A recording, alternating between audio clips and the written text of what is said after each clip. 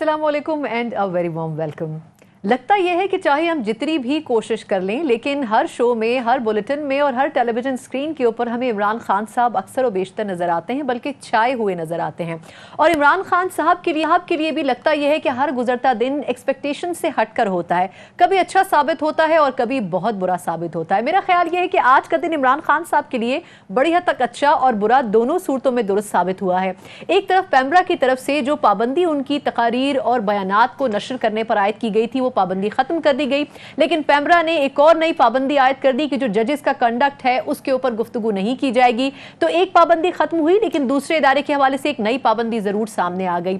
इसके अलावा खान साहब के लिए एक और अच्छी खबर यह थी कि वो 7 रोजा दफा 144 जो नाफिज की गई थी लाहौर में, वो भी खत्म कर दी गई है। और खान साहब ने उसके बाद एक मरतबा फिर 180 डिग्री का यू टर्न ले लिया है कि हम ना सिर्फ इंतखाबी मुहिम चलाएंगे बल्कि अवाम में भी निकलेंगे और सड़कों पर भी जाएंगे। दूसरी तरफ यह दिन बुरा इस लिहाज से रहा कि खान साहब के लिए कोयटा से एक मर्तबा फिर जमानत कबल गिरफ्तारी के जो वारंट हैं वो जारी हो चुके हैं और खान साहब के लिए कहा गया है कि खान साहब को फौरी तौर पर पेश होना है। लेकिन दूसरी तरफ हम ये भी देख रहे हैं कि आज इस्लामाबाद में 3 अलग अलग कोर्ट्स में उनको पेश होना था और वहां से उनको एक मरतबा फिर इस्तिस्ना भी मिल गई है। लेकिन इसमें इंपॉर्टेंट चीज़ यह है कि खान साहब को आज की तीनों कोर्ट से यह कहा गया है कि 13 मार्च को ना सिर्फ पेश हो बल्कि हर सूरत में अपनी जो प्रेजेंस है उसको यकीनी भी बनाए। अब देखना यह होगा कि आया आने वाला जो पीर है उसमें खान साहब इन तमाम अदालतों में इंक्लूडिंग तोशा खाना रेफरेंस क्या वो पेश होते हैं, क्योंकि वहां पर फर्द जुर्म उनके लिए तैयार रखी हुई है। लेकिन इसके साथ हम ये देख रहे हैं कि इस पूरे पॉलिटिकल सिनेरियो में जहां पर सारी सियासत खान साहब के गिर्द घूमती नजर आ रही है, वहीं मुस्लिम लीग नून भी हमें पीछे नजर नहीं आती है। मरियम साहिबा का कुछ रोज पहले का बयान के जो जनरल रिटायर फैज साहब हैं उनका ना सिर्फ ये कि उनके हवाले से स्ट्रिक्ट एक्शन होना चाहिए बल्कि उनका कोर्ट मार्शल करना चाहिए। बड़ा इस पे प्रॉम्प्ट जवाब जनरल फैज साहब ने दिया और उन्होंने ये कहा कि भाई फौज में जो कुछ होता है, जो डिसीजंस होते हैं वो तो चीफ करता है और मैं जिस दौर की आप बात कर रही हैं उस दौर में तो सिर्फ मेजर जनरल था और इसके अलावा तमाम फैसले अदालतों से किए गए हैं। तो इसके बाद मरियम साहिबा ने आज एक इंटरव्यू दिया है एक टेलीविजन चैनल को और उसमें उन्होंने बड़ा क्लियर कहा है कि जी फैज साहब का स्टेटमेंट तो आ गया, अब वो जो मुताल्लिका इदारा है वो उनके हवाले से कार्रवाई करे। लेकिन मरियम साहिबा का जो बयान है उसमें एक इब्हाम जरूर मौजूद है। मरियम साहिबा ने यह नहीं कहा कि सिर्फ जनरल फैज के हवाले से कार्रवाई होनी चाहिए या फिर जनरल बाजवा साहब को भी इसमें घसीटना चाहिए, क्योंकि अगर ऐसा होता है तो फिर यह देखना बड़ा दिलचस्प होगा कि वो इस्टेब्लिशमेंट जो कि हमें अभी तक न्यूट्रल नजर आती है वो आने वाले अरसे में न्यूट्रल रहेगी या फिर नहीं रहेगी। और इसके अलावा प्रोग्राम में आगे चलकर हम ये भी बात करेंगे कि वो IMF जिससे हमारा मुआहदा होने वाला था इस हफ्ते और डार साहब पिछले हफ्तों से अवाम को इस ट्रक की बत्ती के पीछे लगाए हुए थे कि ये मुआहदा होने वाला है और इस हफ्ते होने वाला है। आज उन्होंने सहाफियों से गुफ्तगू करते हुए ये कहा है कि जी ये मुआहदा इस हफ्ते भी मुमकिन नजर नहीं आता है। तो अब देखना यह है कि इस पॉलिटिकल क्रेओस में, इस पॉलिटिकल क्राइसिस में जो इस वक्त पाकिस्तान है वो इसके सामने रखते हुए IMF से एग्रीमेंट होते हैं, पाकिस्तान इक्तसादी तौर पर कुछ सांस लेने के काबिल होता है या फिर नहीं। और इसके अलावा कुछ और इशूज भी हैं, इलेक्शन कमीशन के हवाले से भी हैं। इन तमाम इशूज के ऊपर हम बात करेंगे। जो मौजूद पैनलिस्ट मेरे साथ आज शो में मौजूद होना चाहूंगी, मेरे साथ स्टूडियोज में मौजूद है सीनियर तज्जियाकार वकार सती साहब, thank you so much for joining sir. इसके अलावा वीडियो लिंक पर मेरे साथ सीनियर तज्जियाकार नसीम सिद्दीकी साहब मौजूद हैं। सिद्दीकी साहब thank you so much sir. और इसके अलावा senior economist doctor Farrukh Salim साहब भी मेरे साथ मौजूद हैं। डॉक्टर साहब सर आपका भी बहुत शुक्रिया। मैं सती साहब आपकी इजाजत से पहले चाहूंगी कि मैं नसीम साहब से थोड़ा सा उनका टेक ले लूं। नसीम सिद्दीकी साहब सर ये फरमाइएगा कि खान साहब के लिए एक तरफ से अच्छी खबर आती है, एक तरफ से बुरी खबर आती है। एक तरफ आज उनको अदालतों से इस्तिस्ना मिल रहा है, उनकी जो स्पीचेज हैं उसके ऊपर से पाबंदी खत्म हो गई है, लेकिन दूसरी तरफ उनके वारंट भी निकल आते हैं। खान साहब की जो पॉलिटिकल एंगल है, खान साहब का जो पॉलिटिकल टिल्ट है वो अब किस तरफ होगा? क्या मंडे वाला जो दिन है कोर्ट्स में पेश होते हुए नजर आ रहे हैं वो आपको, और स्पीचेस की जो उनका ऊपर बैन हटा है उससे कितने मोटिवेट होंगे खान साहब खुद भी? नहीं सना, बहुत शुक्रिया। सना देखिए, पाकिस्तान में जब आप सियासत में आते हैं तो आपको इन तमाम चीजों का अंदाजा होना चाहिए कि कभी खुशी कभी गम, रम पम पम वाली जो बात होती है ये सियासतदानों के साथ चलती रहती है। पिछले अदवार में आपने देखा कि नवाज शरीफ साहब को किस तरह रोजाना की बेसिस पे अदालत में हाजिर होना पड़ता था, उनके ऊपर भी बहुत ज्यादा केसेस थे। शहबाज शरीफ साहब, आसिफ अली जरदारी, फरियाद तारपुर, जितने भी सियासतदान हैं उन्होंने इस तरह की चीजों को फेस किया। इमरान खान इस वक्त अपोजिशन में मौजूद है और ये फर्स्ट टाइम वो वाली अपोजिशन कर रहे हैं जो हुकूमत मिलने के बाद अपोजिशन होती है, क्योंकि उससे पहले जो अपोजिशन थी उनकी वो उस वक्त इक्तदार के मजे उन्होंने नहीं लिए हुए थे। तो अभी ये कि उनको डेफिनेटली काफी प्रॉब्लम्स तो आ रही है, लेकिन इमरान खान साहब की एक अच्छी बात यह है कि वो पाकिस्तान में मौजूद है, पाकिस्तान में मौजूदगी से वो तमाम जो कोर्ट केसेस हैं उनको फेस कर रहे हैं। जब उनके ऊपर कातलाना हमला नहीं हुआ था उससे पहले वो रेगुलरली कोर्ट्स में पेश होते थे, लेकिन जब से कातलाना हमला हुआ है तो वो थोड़े से कॉन्शियस हो गए हैं और उनकी कोशिश होती है कि उनको पेश ना होना पड़े और वहां पर जो है वो वीडियो लिंक के जरिए चले जाए। तो ये मुश्किलात तो अभी सियासतदानों को झेलनी पड़ती है, लेकिन अगर आप अपने मुल्क में रहते हैं तो वो बेहतर तरीके से रहते हैं। शुक्र है कि वो मुल्क से अभी तक फरार नहीं हुए या इलाज के इसमें तो चलिए अभी उनको किसी केस में ऐसी सजा नहीं हुई है ना कि हम उनका कंपैरिजन करें उन लोगों के साथ जो मुल्क से चले गए। मुझे अच्छा मुख्तसरन ये फरमा दीजिएगा कि कल की जो रैली थी वो बज़ाहिर तो हमें फ्लॉप होती हुई नजर आई है और ऑब्वियसली उसके सर्कमस्टांसेस और वो जो चीजें थी वो हमने देखी यकीनन टेलीविजन स्क्रीन के ऊपर, लेकिन खान साहब ने आज बीबीसी को जो इंटरव्यू दिया उन्होंने कहा कि जी दफा 144 उठ गई है, एक मरतबा फिर अब मैं सड़कों पर होऊंगा। तो खान साहब किसी एक पॉइंट के ऊपर स्टैंड क्यों नहीं कर रहे हैं? वो जिस तरीके से चेंजेस कर रहे हैं अपने स्टेटमेंट्स में, तो कारकुनान किस तरीके से उनके मोटिवेट होंगे कि आज कुछ कहते हैं कल कुछ कहते हैं?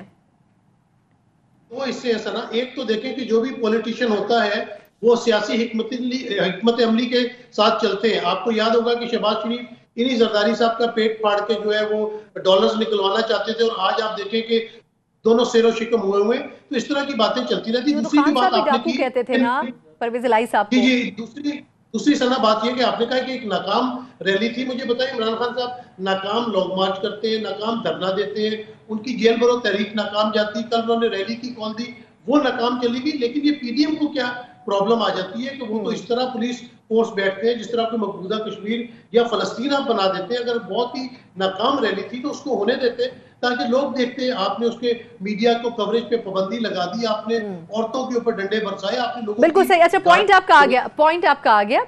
मैं सती साहब से थोड़ा सा इस पर टेक ले लेती हूँ। सती साहब, सर एक तरफ वैसे वो बात कर रहे हैं कि जी पाबंदी लगा दी, हमें याद है मियां नवाज शरीफ साहब की स्पीचेस के ऊपर भी पाबंदी लगी थी, उनको टेलीविजन के ऊपर दिखाने पर भी पाबंदी लगाई गई थी, उनके जलसे जुलूसों के ऊपर भी स्टेटमेंट्स आते थे, उनके लोगों को भी डंडे पड़ते थे।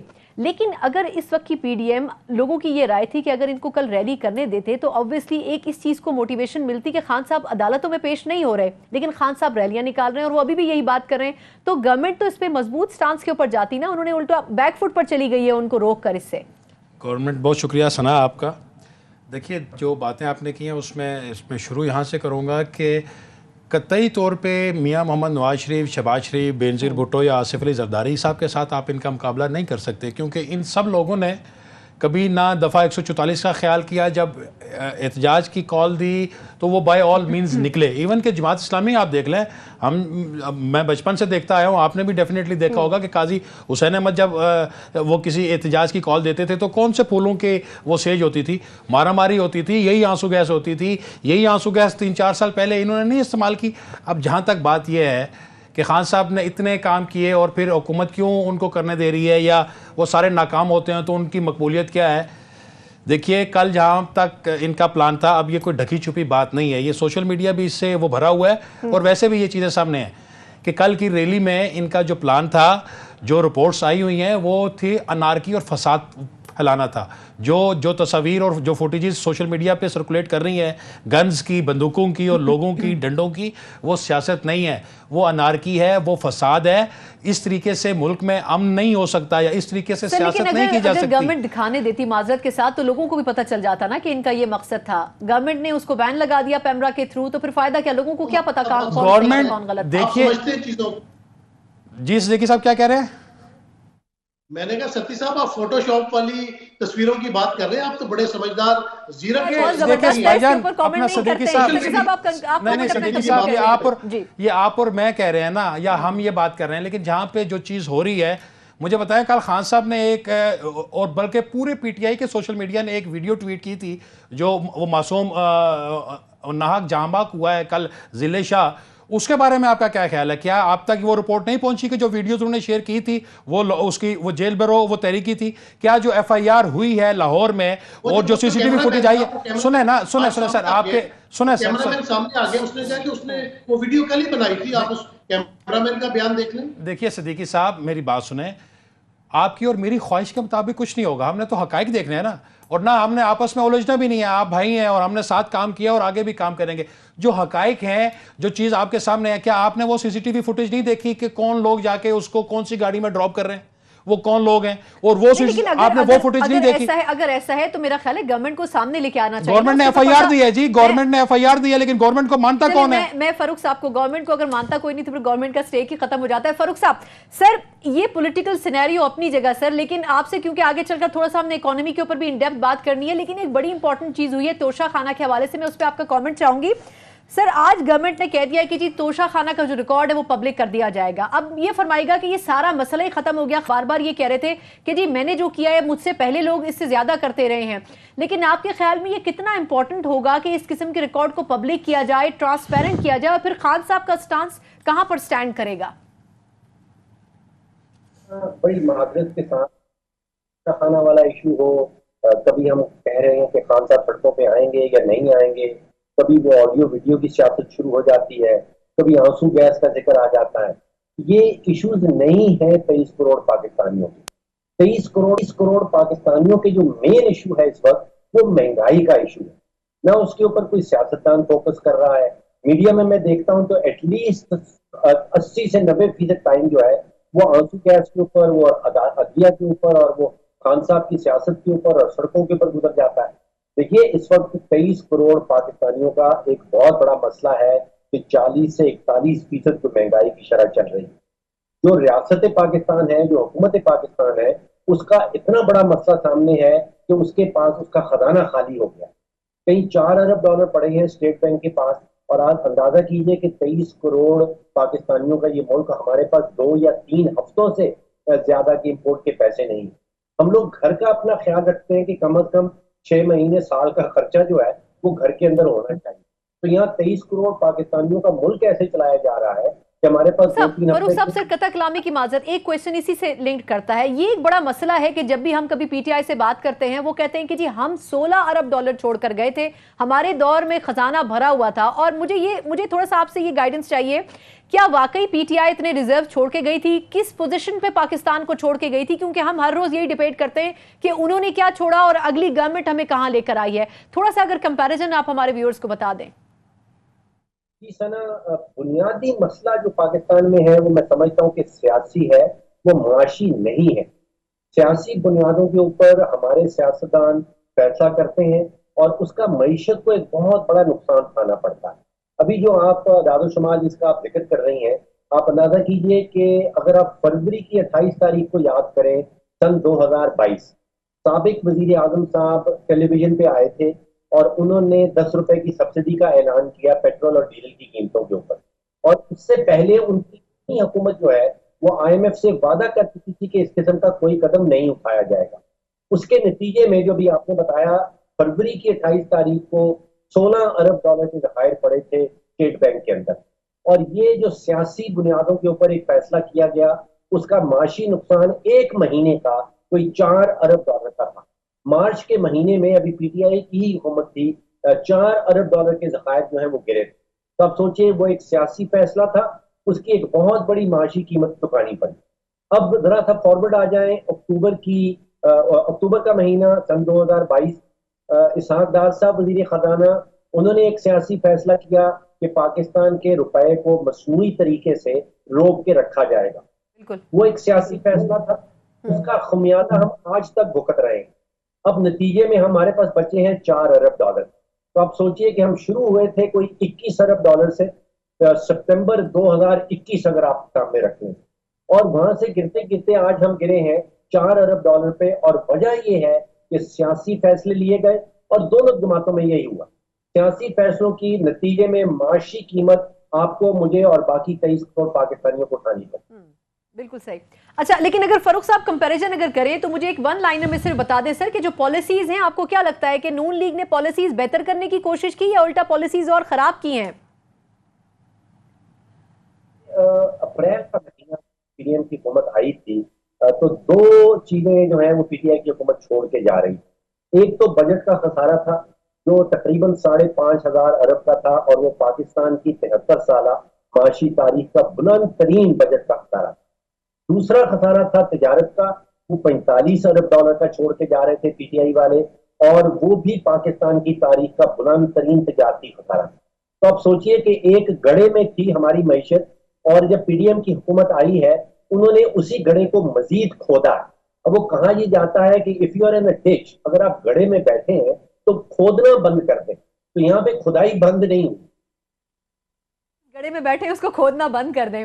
अच्छा नसीम सिद्दीकी साहब, सर ये फरमाइएगा, ऑब्वियसली आप पीटीआई की नुमाइंदगी तो नहीं कर रहे हैं, लेकिन खान साहब जब से कुर्सी से अलहदा हुए हैं उनका जो टारगेट था प्राइमरी वो अमेरिका से लेके एस्टैब्लिशमेंट और फिर बाजवा साहब पर आया। उन्होंने कभी फैज साहब के हवाले से लबकुशाई नहीं की, लेकिन हम दूसरी तरफ देख रहे हैं कि मरियम साहिबा का जो सारा बयानिया है वो पहले एंटी एस्टैब्लिशमेंट रहा और अब वो एंटी फैज साहब हो गया है। उनके स्टेटमेंट पे मैं बाद में आती हूं, लेकिन क्या लगता है आपको, क्या इंस्पिरेशन इसमें कंपटीशन की सूरत में है मरियम साहब और इमरान खान साहब के माबैन, और क्या इदारों को बीच में इन्वॉल्व करना ये, क्योंकि ऑब्वियसली इसकी बुनियाद मेरा ख्याल है खान साहब ने ज्यादा मजबूत की है अगर रखी नहीं है तो आपके ख्याल में क्या ये दुरुस्त है ऐसे सिनेरियो में जब पाकिस्तान वैसे ही पॉलिटिकली और इकोनॉमिकली क्राइसिस में जा चुका है?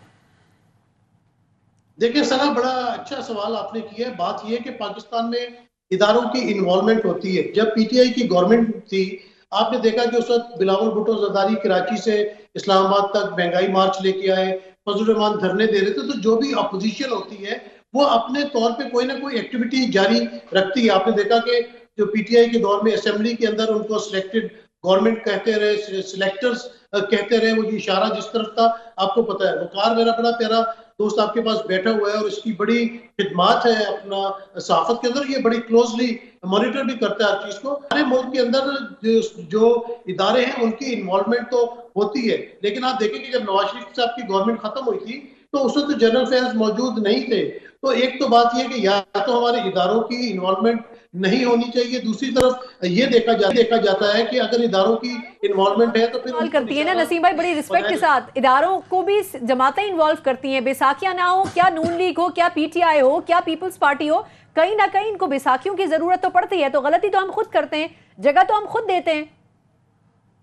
बात यह है कि अगर आप अपनी अपनी डोमेन में रहे और सियासतदानों को बोल दे कि हम आपकी उसमें इंटरफियरेंस नहीं करेंगे। आपने देखा है कि दुनिया भर में पॉलिटिकल पार्टीज होती है, वो अपने जोरे बाजू पे इख्तिदार में आती है। और बिल्कुल आपकी इस बात से मैं एग्री करूंगा कि ये सियासतदानों की कमजोरी है कि वो रात के अंधेरों में या कार की डिग्गियों में बैठ के जब गेट नंबर बुकवाल शेख रशीद साहब के गेट नंबर 4 पे जाएंगे तो फिर तो ये हालात पैदा होंगे। लेकिन मेरे ख्याल जब इंस्टीट्यूशन को चाहिए कि वो इस किस्म के फैसले करें कि उनकी इन्वॉल्वमेंट कहीं नजर ना आए। आप देखें कि पाकिस्तान का सुप्रीम कोर्ट सबसे बड़ा इदारा है। जब भी कोई चीफ जस्टिस रिटायर होते हैं उनके ऊपर बहुत ज्यादा उंगलियां उठाई जाती है, यही हमारी फौज का है। हालांकि फौज आप देखें कि पाकिस्तान की जिस तरह सिक्योरिटी करती है। नसीम साहब, अच्छा मैं वापस सर आपकी तरफ आती हूँ, मैं जरा सती साहब का कमेंट ले लूँ, टाइम कम है ब्रेक से पहले।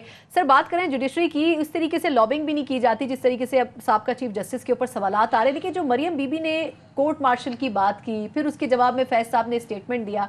वैसे तो हमने अगले सेगमेंट में इस पे बात करनी, लेकिन क्या वजह है आपके ख्याल में कि वो फैज साहब पे बात कर रही हैं लेकिन उनकी तरफ से बाजवा साहब की तरफ से कन्नी कतरा के वो निकल गई हैं? ऐसा हो सकता है फैज साहब ने जो कमेंट किया है, उन्होंने कहा कि जी मैं तो चीफ के जो उसको फॉलो करता हूँ। जी बिल्कुल, और उन्होंने एक और भी ये कहा है कि ना सिर्फ चीफ के ऑर्डर्स थे बल्कि उनको तो अदलिया ने रिलीफ दिया है। उन्होंने बॉल उस कोर्ट में डाल दिया। लेकिन इससे पहले बात देख सकते हैं हम यहाँ इससे पहले बात मैं समझता हूँ कि इस इशू के ऊपर भी करनी ज़रूरी है कि अदारों की मदाखलत की जहाँ तक बात है, नो डाउट के हाइब्रिड रजीम 2018 में जो आई थी वो अदारों ने बनाई थी और अदारों ने उसके ऊपर माफ़ी मांगी है और उसको तौबा टाइप किया है। और अपना सिद्दीकी साहब, आप जिस गेट नंबर 4 की बात आप कर रहे हैं या शेख साहब या इमरान खान साहब कर रहे हैं ना, वो ना सिर्फ सील हो चुका है बल्कि उसके ऊपर दीवार लग गई है, बिल्कुल बंद हो गया है। गेट नंबर 4 अब कोई नहीं है। और अगर होता तो इस वक्त जो अनारकी जो फसाद इस मुल्क में हो रहा है उन लोगों के लिए देख नहीं, यही तो मसला है। तो अभी तक एक सवाल है कि एस्टैब्लिशमेंट न्यूट्रल है कि नहीं है, बिल्कुल न्यूट्रल, बिल्कुल न्यूट्रल है। अगर ये न्यूट्रल ना होती, अगर ये खामोश और न्यूट्रल ना होती तो आज मुल्क की ये हालत ना होती। ये कोई मसला नहीं है कि आप मारा मारी करें, बंदूकें लेके करें, आप इकोनॉमी को चलने ना दें, आप मुल्क में अनारकी और फसाद फैलाएं और आपको कोई पूछे ना। और आप देखें जिस तरीके से रिलीफ अब मिल रहा है इमरान खान साहब को, आप क्या समझते हैं कि ये मेरिट के ऊपर मिल रहा है या कोई फेवरेट नहीं है? इस वक्त अगर उनको वो कहीं कोई टिल्ट है तो हमारी जो अदलिया है वहां से उन्हें फेवर मिल रही है। और आज नहीं कितनी दफा आपको मुख्तलिफ फोरम्स के ऊपर ये चीज लोग वो डिस्क्लोज वो कर चुके हैं। लेकिन मेरा ख्याल है कि अब वो एरा भी खत्म हो गया है। अब जो फैसले हुए हैं आने वाले दिनों में आपको पता लगेगा। जहां तक मैं बात करना चाह रहा था, फैज साहब की जहां तक बात है, उनके खिलाफ मुख्तलिफ ज़ाहिर वज़ीर दाखिला ने भी कहा है कि इन्वेस्टिगेशंस हो रही हैं और उनके खिलाफ जो भी फैसला होगा वो फैज साहब का अपना अदारा करेगा। वो क्या करेगा इसके बारे में किसी को पता नहीं है। इसी से डिबेट शुरू करूंगी। फैज साहब के ऊपर तो कार्रवाई करेगा, लेकिन असल चीज जो उन्होंने स्टेटमेंट दिया है वो बड़ा इंपॉर्टेंट है कि जी इस महकमे में जो ऑर्डर्स होते हैं वो चीफ की तरफ से आते हैं,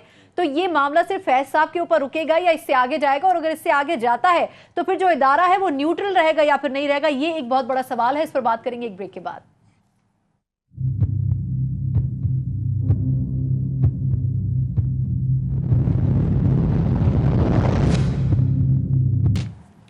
ब्रेक के बाद एक बार फिर आपको खुशामदीद कहते हैं। ब्रेक से पहले हम बात कर रहे थे कि जनरल रिटायर फैज हमीद साहब के हवाले से जो मरियम नवाज साहिबा का एलिगेशन था, फिर उस पर उनका जवाब, उसके बाद एक नया पंडोरा बॉक्स खुल गया है। और क्या एक ऐसे सिनेरियो में जब हम वैसे ही इतने क्राइसिस में मौजूद हैं, एक नया क्राइसिस जो कि इदारों की सियासतदानों से लड़ाई है, वो क्या हम अफोर्ड कर सकते हैं या फिर नहीं कर सकते? मैं ये क्वेश्चन लेके फारूक साहब पहले आपके पास आना चाहूंगी। देखिए सर, ये बताएगा कि आप उस दौर में इमरान खान साहब के साथ रहे जब स्टैब्लिशमेंट और उनका एक बड़ा आइडियल रिलेशनशिप था, लेकिन खान साहब के निकलने के बाद जिस तरीके से उन्होंने अलग अलग पोजीशंस बदली और फिर आखिर में वो आए बाजवा साहब के ऊपर, क्या लगता है सर कि उनके पास प्रूफ्स होते हैं तो वो इस हवाले से बात करते हैं, कोई गाइडेंस मिलती है इस हवाले से बात करते हैं, या वो एब्रप्टली इल्जामात लगा देते हैं? क्योंकि जिस तरीके से वो अभी तक तवातुर से, उन्होंने अभी बीबीसी को भी इंटरव्यू दिया है, उन्होंने कहा कि मैं तो जो करंट एस्टेब्लिशमेंट है उससे बात करना चाहता हूं, अगर वो बात करना चाहें तो मैं तो सियासी आदमी हूं, लेकिन फिर एकदम से उनका स्टांस बड़ा मुख्तलिफ हो जाता है। तो क्या वजह है इसकी सर? ये पॉलिसी शिफ्ट कैसे आ जाता है एकदम? जो भी हुकूमत आती है कुर्बानी के बकरे ढूंढती, दो कुर्बानी के बकरे नजर आते हैं। जो भी हुकूमत आती है वो कहती है जी जो पुरानी हुकूमत थी सारी जिम्मेदारी उसकी है, सारी तबाही की जो जिम्मेदार है वो पुरानी हुकूमत। आज हमें पीडीएम की हुकूमत यही बताती है कि सारी तबाही जो है वो पीटीआई की है, पीटीआई करके गई थी। इमरान खान साहब का कहना यह है कि सारी तबाही जो है वो तो जनरल बाजवा साहब ने की। अपनी जिम्मेदारी कोई हुकूमत भी लेने के लिए तैयार नहीं। फिर हम IMF का एक कुर्बानी का बकरा ढूंढ लेते हैं कि जी बिजली की कीमत बढ़ानी पड़ रही है बिकॉज IMF कह रहा है, गैस की कीमत बढ़ रही है बिकॉज IMF ने कहा है, इजाफी करना अभी टैक्स लगाया जा रहा है बिकॉज IMF ने कहा है। IMF ऐसी कोई भी बात किसी भी हुकूमत को नहीं कहती। हमारी अपनी गलत माशी पॉलिसीज के नतीजे में हम यहाँ पहुंचते हैं और उसके बाद फिर हम मजबूरन जो है हमें IMF के पास जाना पड़ता है। देखिए तो IMF ने बड़ी स्ट्रिक्ट शराइत रखी है ना, माजरत आपकी बात काट रही हूँ, लेकिन इस मर्तबा तो बिल्कुल एंड पर ले गए ना, दीवार से लगा दिया पाकिस्तान को। कोई सबूत नहीं है आपके पास। जो बात अभी आपने 2019 का जो एग्रीमेंट है वो खोल के देख लीजिए, जो हमने IMF के साथ किया था, जो हमारी वजारत खजाना ने IMF के साथ किया था। उस वक्त जितनी शराइत थी जो हमने कबूल की थी, आज तक वही सारी शराइत लागू है। ये हुकूमत का बताना एग्रीमेंट है जो अब फॉलो किया जा रहा है। जी ये तो सिर्फ एग्रीमेंट नहीं है, एग्रीमेंट तो 2019 में हुकूमत, उसी एग्रीमेंट के ये सारी शराइत थी, उन्हीं शराइत को आज तक पूरा किया जा रहा है। कोई नया एग्रीमेंट नहीं है, ये सिर्फ 9th रिव्यू है। आप जरा रियासत पाकिस्तान को अगर गौर से देखिए दुनिया भर में जो ममालिक हैं वह 3 किस्म की चीजें आपको नजर आती हैं। एक तो सियासत हो रही होती है, दूसरा वहां पे सिक्योरिटी पॉलिसी बनाई जाती है और वहां पे माशी पॉलिसी बनाई जाती है। हमारी रियासत ऐसी है कि यहाँ सियासत के अलावा और कुछ नहीं हो रहा, ना हमारे पास कोई माशी पॉलिसी है, ना हमारे पास कोई सिक्योरिटी पॉलिसी है। 100% फोकस जो है वो सियासत के ऊपर। मुझे और दुनिया का शायद ही कोई ऐसा मुल्क हो जहाँ सिर्फ सियासत होती हो और ना सिक्योरिटी पॉलिसी हो, ना इकोनॉमिक पॉलिसी बन रही है। आप सियासी माइनफील्ड को देखिए कि हमारे यहाँ नैरेटिव पेडलर्स हैं, अपना अपना बयानिया बेचने आते हैं। उसमें पाकिस्तान का क्या होना है, पाकिस्तान में रहने वालों का क्या होना है, उसका किसी को ख्याल नहीं। क्या एंटरटेनर्स आते हैं, कहाँ आते हैं, हमें हंसाने के लिए आते हैं। यहाँ तो नैरेटिव पेडलर्स हैं या वो एंटरटेनर्स हैं। यहाँ पे वो जो थॉट लीडर्स हैं जिन्होंने सोच के एक माशी पॉलिसी तश्कील देनी है, उन्होंने सिक्योरिटी पॉलिसी तश्कील देनी है, उस किस्म की कोई सोच सियासी मैदान में नजर नहीं आती। अच्छा सर, आप कुछ कमेंट करना चाह रहे हैं? मैं बिल्कुल सर, आपकी बात बिल्कुल ठीक है, लेकिन ये भी तो अलमिया है ना कि हमेशा ऐसी पॉलिसीज जो है या कौमी पॉलिसी उस वक्त बनती हैं जब कंसेंसस हो। इस वक्त सिवाय इमरान खान साहब के बाकी सारी जमात जो है, सारे मुल्क की जो सियासी हरारकी है वो एक तरफ है। वो कह रहे हैं कि आए हम सब नहीं, आए हम सब मिलकर मिसाक जमहूरियत करें, सॉरी मैशियत करें, लेकिन खान साहब उस तरफ नहीं आते। अब देखें, कभी ये असम्बलियों के अंदर जाते हैं, कभी असम्बलियों के ये बाहर आते हैं, कभी ये इस्तीफे देते हैं, कभी ये इलेक्शन लड़ना चाह रहे हैं, लेकिन नहीं, अब इनकी भी कोई पॉलिसी नहीं है ना। जिन असम्बलियों से इस्तीफे दिए वहीं वापस जाना चाह रहे हैं, उनके पास क्या गारंटी है कि वो कल इससे मेजॉरिटी में जीत के आएंगे? ये भी तो उन्होंने अज्यूम किया है ना अपनी जो मकबूलियत। कौन से सर्वे, पैसे दे के सारे सर्वे होते हैं जी, वही सर्वे है जो आपका सोशल मीडिया है, सारे ट्रोलर्स बैठे हुए हैं, सारे बूट्स वहां बैठे हुए हैं, पैसे दे के आप जो मर्जी करवा लें। और ये कमी है मुस्लिम लीग नून में, ये कमी है पीपल्स पार्टी में, यही कमी है उसमें एमक्यूएम में, एयूआई में और एएनपी में, कि वो लोग अपने आप को मीडिया में नहीं भेज सके। खान साहब का जितना सोशल मीडिया है आप उसको वो ट्रांसलेट करके देख लें जो जेल बरोध तहरीक में हुआ है। आप देखें सना, लाखों ट्वीट्स होते थे, दर्जनों ट्रेंड्स बनते थे, 200 बंदा नहीं गया जेल के अंदर। क्या ये अलमिया नहीं है? क्या इसकी कीमत वो सारी कौम वो नहीं अदा कर रही इस वक्त? क्या उनको ये क्यों नहीं जहन में आ रहा कि हमें मिलकर आगे इकोनॉमी की बेहतरी के लिए हमें कोई ना कोई वो मिसाल करना चाहिए? बात करने को तो तैयार है, लेकिन मेरा खान साहब किससे बात कर रहे हैं? खान साहब वो सियासतदानों से चाहते हैं ना, उन्होंने कहा मैं डाकुओं से नहीं करना चाहता। सना ये देखें, डाकुओं से बात नहीं करना चाह रहे, और जिनको डाकू कहते थे उनको अपनी वो जमात का वो प्रेसिडेंट बना दिया, जबकि उनके आइन में ऐसा कोई अमेंडमेंट मौजूद नहीं है। सदर के ओहदा वो खत्म कर चुके हैं। वो एक और स्टोरी है। वो स्टोरी ये है कि आइंदा जो लीड करेंगे वो परवेज इलाही करेंगे। ये मेरी बात आप लिख लें, ये तो स्ट्रेटेजी का हिस्सा है। अब कहां गए शाह महमूद कुरैशी? अब कहां गए परवेज खटक साहब? कि जो वाइस चेयरमैन है वो नंबर 2 है मेरे बाद। चले, ये उनकी अपनी लड़ाई है ना, पाकिस्तानी कौम का उससे मकसद नहीं है। अच्छा डॉक्टर वो होता है जो ना सिर्फ मर्ज को डायग्नोज करे बल्कि उसका इलाज भी करे। हुकूमत और रियासत ने डायग्नोज कर लिया है कि असल वो ये मर्ज क्या है, और ये दोनों मिलकर इलाज करने जा रहे हैं। डायग्नोज हमने कर लिया, हमने 1.5 माह लगाया ये सोचने में कि हमें आईएमएफ के पास जाना है। डार साहब उतरे थे जहाज से, उन्होंने कहा था मैं 200 से नीचे रखूंगा डॉलर को, आज तक नहीं ला सके। मैं डार साहब की जो स्ट्रेटेजी है मैं उससे जो है वो एग्री में नहीं करता, लेकिन इसके बावजूद जैसे कि भाई साहब ने बात की कि पीछे कौन से वो कुएं खोद के आए थे, जब इन्हें पता लगा कि हम जाने लगे हैं तो सारा बेड़ा कर वो ऐसी की तैसी कर दी। 4 अरब डॉलर एक महीने में उन्होंने जो है वो जाया कर दिया पाकिस्तान के। कोई कसर नहीं छोड़ी है, 60,000 अरब के ऊपर वो भी कर्जा ले जा चुके। नसीम सिद्दीकी साहब, सर ये बताइएगा कि खान साहब बोल रहे हैं कि जी मुझे तो एस्टेब्लिशमेंट की कोई ज़रूरत ही नहीं है, मैं अवाम के साथ खड़ा होने को तैयार हूँ, अवाम की सपोर्ट मुझे मौजूद है। दूसरी तरफ अगली सांस में सर वो ये कहते हैं कि जी एस्टेब्लिशमेंट अगर बात करे तो मैं बिल्कुल तैयार हूँ, लेकिन मैं चोरों के साथ बात नहीं करूंगा।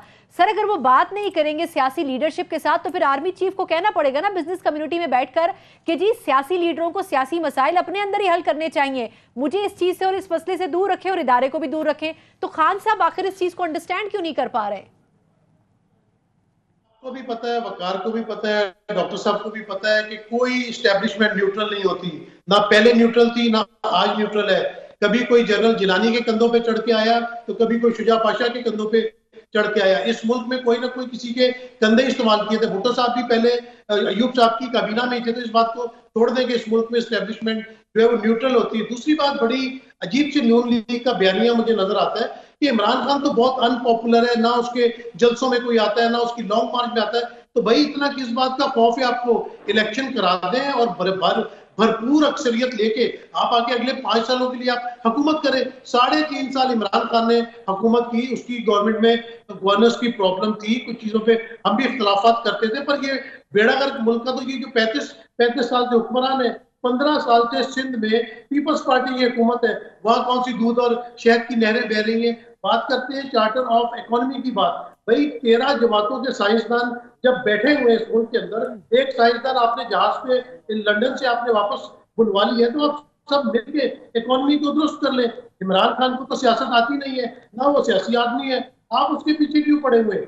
जो आपके 13 जमातों में जुफादरी सियासतदान है, पड़े हुए ना सबके लोग थोड़ी उनके पीछे पड़े हुए हैं, वही हर एक के पीछे पड़े हुए हैं। अदलिया के बारे में वो कह रहे हैं कि जी मैं अदलिया के खिलाफ मुहिम नहीं चलाने दूंगा, फिर अदलिया से दरखास्त भी करते हैं, फिर नून लीग का ये नैरेटिव भी सही माना जाए, उनका केस फौरन सुन लिया जाता है, उनके कान पे खुजली होती है तो उस पर सो मोटो हो जाता है। ये मेरे नहीं अल्फाज है, राना सनाउल्लाह साहब के अल्फाज हैं। मैं इसका आपको जवाब देता हूँ, बिल्कुल दुरुस्त बात है, मान लेते हैं। रात को 12 बजे जो अदालतें खुली थी वोट ऑफ नो कॉन्फिडेंस के टाइम पे, वो क्या इमरान खान के लिए खुली थी? उसके बाद आप देखें कि क्या नवाज शरीफ को, अगर मैं आपको याद दिलाऊं तो जी वो हनीफ अब्बासी साहब को अरेस्ट करने के लिए भी खुली थी रात को, वो अपने पर्पस के लिए खुल जाती है। सिर्फ सना अशराफिया को इस मुल्क में जो है वो सपोर्ट मिलती है अदलिया की तरफ से। गरीब बंदे तो 20-20 साल जेल में, जिनके पास 5,000 रुपए जमानत देने के लिए नहीं, वो 10-10 साल जेल काटते हैं। नवाज शरीफ साहब दुनिया की पहली मिसाल है कि एक मुजरिम जो था वो जेल से सीधा लंदन इलाज के लिए चला गया, आज तक वापस नहीं आया। और 50 रुपए का मचलका, आप देखें कि कितनी जो है वो ये अपना हंसने वाली बात है कि 50 रुपए के लेकिन जो खान साहब का, चले मैं इस पॉइंट को कंक्लूड करती हूँ। खान साहब का ये कहना था कि जी एस्टैब्लिशमेंट ने म्यूचुअल अंडरस्टैंडिंग से उनको भेजा, वही एस्टैब्लिशमेंट इनके साथ वो रोज मिलते थे और उनको बॉस कहते थे। एक मुख्तसर वक्फे के बाद मैं फारूक सलीम साहब से एक क्वेश्चन करूंगी कि इलेक्शन की बात अभी हमारे एक पैनलिस्ट ने की है, तो इलेक्शन के लिए 10 अरब रुपए डिमांड कर रहा है इलेक्शन कमीशन वजारत खजाना से, और सेक्रेटरी खजाना साहब ये कहते हैं कि जी पाकिस्तानी हुकूमत के पास तो रोजमर्रा के उमूर के लिए कोई पैसे नहीं है, 10 अरब रुपए आपको कहां से देंगे। तो अब ऐसी सिचुएशन में इलेक्शन होंगे या फिर नहीं, इस पर बात करेंगे एक ब्रेक के बाद।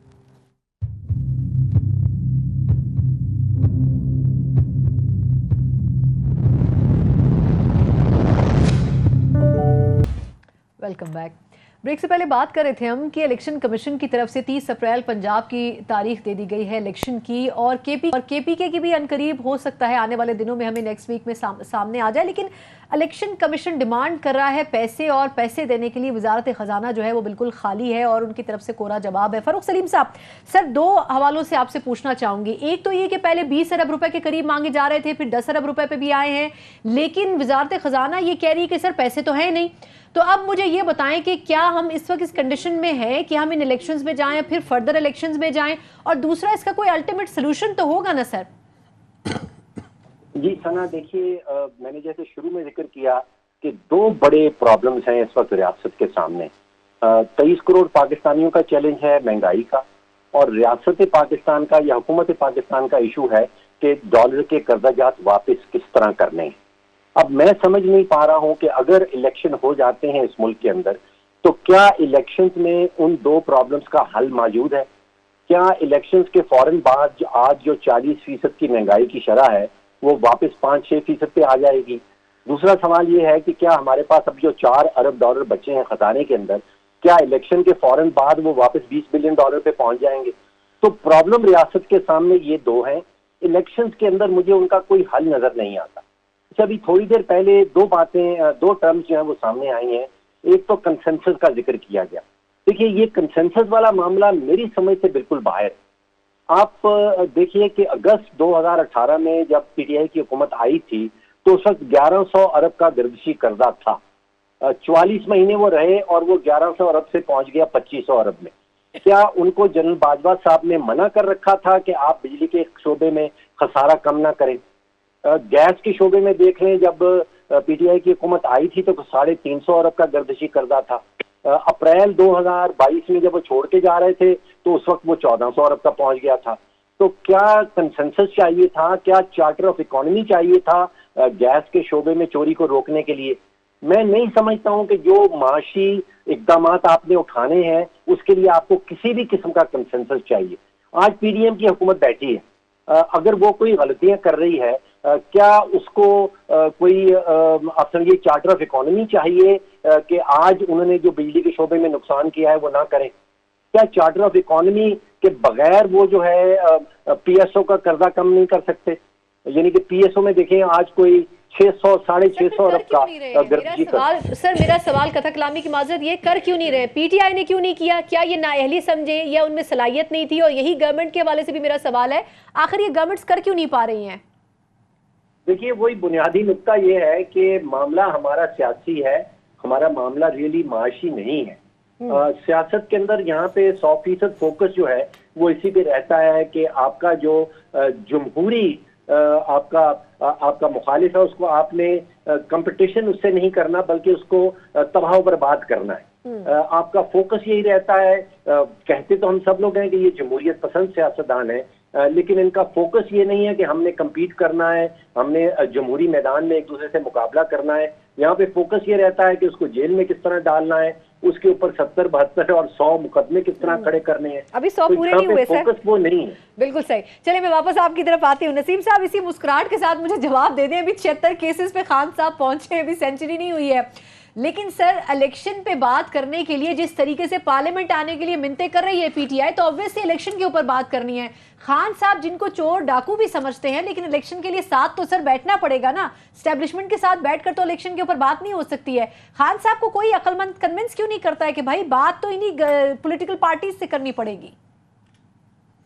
मुझे हंसी इस बात पे आ रही थी कि जिस तरह बाबर आजम आजकल स्ट्राइक रेट के साथ खेल रहा है ना, इसी स्ट्राइक रेट के साथ पीडीएम भी खेली और बहुत जल्द मुझे लगता है कि इमरान खान के मुकदमात की वो सेंचुरी मुकम्मल कर लेंगे। डॉक्टर साहब की बात बिल्कुल ठीक है कि इन सब लोगों को माजी से सीखना चाहिए, पाकिस्तान फर्स्ट होना चाहिए। और जो आपने असेंबलियों की बात की, तो मैंने हमेशा इस बात की मुखालफत की थी कि पीटीआई को वोट ऑफ नो कॉन्फिडेंस के बाद बिल्कुल असेंबली से इस्तीफा नहीं देना चाहिए था। देखें, ये पार्लिमानी जमहूरियत का मुल्क है। पार्लिमानी अगर आपने सियासत करनी तो आपको पार्लियामेंट में को जिंदा रखना पड़ेगा। अगर इमरान खान साहब वहां पे मौजूद होते और एज अ अपोजिशन लीडर होते, तो ये जो अब नैब के चेयरमैन का रोना रो रहे हैं, ये इलेक्शन कमिश्नर का या बाकी मामला है, वो उनकी मशावरत से होते। और अगर इमरान खान साहब वहां पे खड़े होकर 2-2 घंटे की तकरीरें करते तो बड़ा टफ टाइम पीडीएम को दे सकते थे। और पीडीएम में जो जमातें जिनको जबरदस्ती वोट ऑफ नो कॉन्फिडेंस में साजिश के तहत शामिल किया गया था, आप उनकी भी आवाज सुन ले, मोहसिन दावड़ की तकरीर सुन ले, एमकेएम का रवैया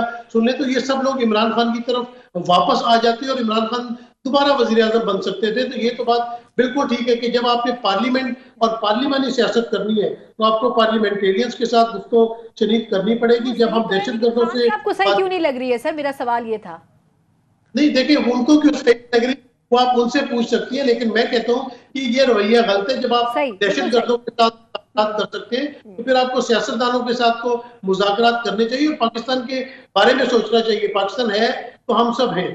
बिल्कुल सही सर। वैसे नसीम साहब ने इसको कंक्लूड मेरा ख्याल है कर दिया है कि जी पाकिस्तान है तो हम सब हैं, लेकिन मेरा ख्याल है कोई भी ये नहीं सोचता है। ये नहीं, हमें सोचना चाहिए ना कि हमारी रेड लाइन पाकिस्तान होनी चाहिए। कोई वो सियासतदान या कोई लीडर नहीं होना चाहिए। लेकिन नून लीग पे फिर इल्जाम दुरुस्त है कि नून लीग इलेक्शन से भाग रही है। मरियम साहबा जिस तरीके से कैंपेनिंग कर रही है, खान साहब को तो कैंपेनिंग में उतरने ही नहीं दिया जा रहा। मैं आपको ये खबर दे रहा हूँ कि मरियम नवाज शरीफ साहबा 70% से ज्यादा अपनी कैंपेन जो पंजाब में थी वो कर चुकी हैं। अपने जो कैंडिडेट्स हैं वो फाइनल तकरीबन हतमी मरहले में है, उनकी लिस्टें बन रही हैं। इवन पीपल्स पार्टी भी दामे दरमे सुखने जितनी उनकी पोजीशन है उतना जो है वो अपना काम वो कर रहे हैं। खान साहब ने एक ही काम पकड़ा हुआ है कि लोगों को वो कहते हैं कि जिसने टिकट लेना है वो इतने बंदे लेके जमान पार्क पहुंच जाए। सारी रात हर आधे घंटे बाद एक वो नया अलर्ट आता है कि वहां पहुंच जाए। तो उनकी कैंपेन जो है वो सारी मीडिया चला रहा है। हर शाम को वज़ीर-ए-आज़म जो है वो खिताब करते हैं। इसके अलावा हमें, लेकिन अगर पार्लियामेंट में नहीं जा सके खान साहब तो फिर इलेक्शन पे बात कैसे होगी? तौहीन इलेक्शन कमीशन पे वैसे ही उनके वारंट निकल चुके हैं। इसके अलावा मुतादिद केसेस हैं इलेक्शन कमीशन के अंदर इटसेल्फ, उनके केसेस हैं। इलेक्शन कमीशन उनके खिलाफ कोर्ट गया हुआ है। फिर अगर इलेक्शन में कहीं हार जाते हैं तो वो कहेंगे जी मुझे तो हरवाया गया है। एग्जैक्टली यही बात है। जैसे डॉक्टर साहब ने बात की थी कि क्या गारंटी है कि इलेक्शन के बाद उसके नताइज मानेंगे सियासी जमातें, बिलखुसूस पाकिस्तान तहरीक इंसाफ, क्या वो रिजल्ट मानेगी? वो हर दो सूरत में नहीं मानेगी। और इस वक्त जितना उन लोगों ने अपने आप को अज्यूम कर लिया है कि वो तो शायद समझते हैं कि वो क्लीन स्वीप करने जा रहे हैं, बाकी उनके अलावा कोई है ही नहीं वहां पे। हालांकि ग्राउंड रियलिटीज पे तो ऐसा नहीं है। लोग तो कारकर्दगी देख के वोट देंगे ना, लोग इवन कमिटमेंट पे वोट देंगे। अदब के साथ कारकर्दगी नून लीग क्या दिखाएगी सर? जिस तरीके से नून लीग के पास खाने को पैसे, नून लीग के पास यही स्लोगन काफी है। मैं अगर वोटर हूं, मुझे अगर भूखे मर जाएं, नहीं, उनके पास यही स्लोगन काफी है कि हमने सियासत नहीं बचाई, हमने रियासत बचाई है। अगर हम ये काम ना करते, सियासत करते, तो मुल्क का बेड़ा गर्क हो जाता, जो खान साहब की पॉलिसी की वजह से हुआ था। सर रियासत कैसे बचाई? खान साहब कहते साजिश हुई है। सबको पता है कि जनरल फैज साहब को आर्मी चीफ बनने से रोकने के लिए पूरा गेम खेला गया। ये तो खान साहब का बयान है, नहीं कुछ चीजें ज़बान ज़द-ए-आम भी है ना सर। नहीं, ज़बान ज़द-ए-आम किस तरह हुई है? झूठ सुन के। आपके कानून ने ये नहीं सुना कि अमेरिकी साजिश हुई है? आपको नहीं पता? और जब आपने सुना, मेरी बात सुने ना, अच्छा मेरी बात सुन लें। आपके कानून ने सुना ना, सारी कौम ने सुना। किसने? जो बाइडेन पे चले गए, जो बाइडेन से होते मोहसिन नकवी से होते कहां तक वो अब आ गए हैं? मेरे ख्याल में कल तो ताजरों को भी कहा है, कल ताजरों को भी उन्होंने कहा है, बल्कि ये फवाद चौधरी का ट्वीट था। नसीम साहब कुछ फरमा रहे हैं। नसीम साहब सर क्या कमेंट कर रहे हैं? बड़ा मुज़क्का खेज बात है कि सियासत ने रियासत बचाई है। बेसिकली अपने उन्होंने नैब की केसेस बचाए हैं। 1100 अरब रुपए की जो करप्शन थी उसको बचाया है। नैब कवानीन तब्दील किए हैं, निकले हैं बाहर। बिल्कुल नसीम भाई, अब जो नए चेयरमैन आए हैं ना, आप देखेंगे कि वो सिर्फ एहतसाब एक जमात का नहीं होगा। जो गुज़िश्ता 3 वो सालों में होता रहा ना, वो नहीं होगा। अक्रॉस द बोर्ड हर एक का हिसाब होगा, ख्वाह वो नून लीग का हो, ख्वाह पीपल्स पार्टी का हो, जेयूआई का हो या पीटीआई का हो। ये आप देखेंगे। खत्म करवा दिया, अब क्या हिसाब होगा? जी नसीम साहब।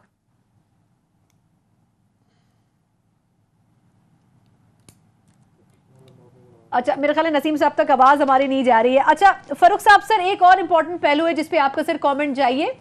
सर ये फरमाएगा कि आईएमएफ के हवाले से एक कंफ्यूजन मौजूद है और आपका स्टांस इस पे बड़ा इंपॉर्टेंट है। आईएमएफ के बारे में इस हफ्ते पूरा हफ्ता यही लगे रहे हम कि जी आईएमएफ से एग्रीमेंट इस हफ्ते हो जाएगा। डार साहब ने आज एक तकरीब में खड़े होकर कहा जी बस अनकरीब होने वाला है, मुझे नहीं पता था इतना प्रोलॉन्ग होगा, लेकिन बाहर गाड़ी में बैठते हुए उन्होंने कहा जी एग्रीमेंट इस हफ्ते नहीं होगा। ये समझ से बाहर है कि आखिर एग्रीमेंट में रुकावट क्या चीज है, कौन सी ऐसी सख्त तरीन शराइत है जिसकी वजह से आईएमएफ अभी तक हमें जो है वो लोन देने के लिए, वो कर्जा देने के लिए तैयार नहीं है। तो जो ठोस बात यह है कि हमारी कनपट्टी पे कोई बंदूक नहीं रखता, हमें कोई जबरदस्ती जो है वो आईएमएफ के पास नहीं लेके जाता। हमारी अपनी गलत माशी पॉलिसीज हैं, उनके नतीजे में खजाने में डॉलर खत्म हो जाते हैं और फिर हम मजबूर हो जाते हैं आईएमएफ के पास जाने। जितनी भी शराइत हैं, आईएमएफ हमें ये कहता है कि बिजली के शोबे में खसारा बंद करें, क्या ये पाकिस्तान के मुफाद में नहीं है? आईएमएफ ये कहता है कि गैस के शोबे में जो चोरी हो रही है उसको खत्म करें, क्या ये पाकिस्तान के अपने मुफाद में नहीं है? आईएमएफ ये कहता है कि आपके बजट में जो 6000 अरब का खसारा आ रहा है, हुकूमत की आमदन कम है, उसके अखराजात ज्यादा हैं, इस खसारे को आप खत्म करें। मुझे ये बताइए कि आईएमएफ अगर इस दुनिया में एग्जिस्ट ना भी करता हो तो क्या ये हमारे अपने मुफाद में नहीं है कि हम बजट का खसारा खत्म करें? तो ये सारी चीजें तो पाकिस्तान की जो है वो अपने मुफाद में है। अब रह गया ये कि बड़े अच्छे से हमें बताया जा रहा है कि आईएमएफ के साथ एग्रीमेंट होने वाला है और हो नहीं पा रहा है। मैं क्या सराई कर सकता हूँ, मैं इन्वॉल्व नहीं हूँ, मुझे पता नहीं है कि असल में क्या मसला है। मेरे ख्याल में मसला ये है कि जो 7 अरब डॉलर की अदायगी है बिटवीन नाउ एंड जून, वो पूरी नहीं हो पा रही। वो हुकूमत पाकिस्तान कह रही है कि हमें इमदाद मिल जाएगी, चाइना के लोन जो है वो रोल ओवर हो जाएंगे, सऊदी अरेबिया से $2 बिलियन आ जाएगा। आईएमएफ उसकी गारंटी चाह रही है कि हमें वो ममालिक गारंटी करें कि ये जो खसारा है जिसको गैप हम कह रहे हैं, उस खसारे को पुर कर लिया जाएगा। तो जिस दिन ये गारंटी सामने आ जाए, जिस दिन आईएमएफ को हम कन्विंस कर लें कि ये $7 बिलियन की अदायगी का जो अदाद शुमार है, जो मैथ है वो हमारे पास मौजूद है, तो मैं समझता हूँ कि वो स्टाफ लेवल एग्रीमेंट हो जाएगा। सर बहुत शुक्रिया तीनों मेहमानों का, और प्रोग्राम का वक्त भी खत्म होता है। अपना रखिएगा, मुझे इजाजत दीजिए, अल्लाह हाफिज।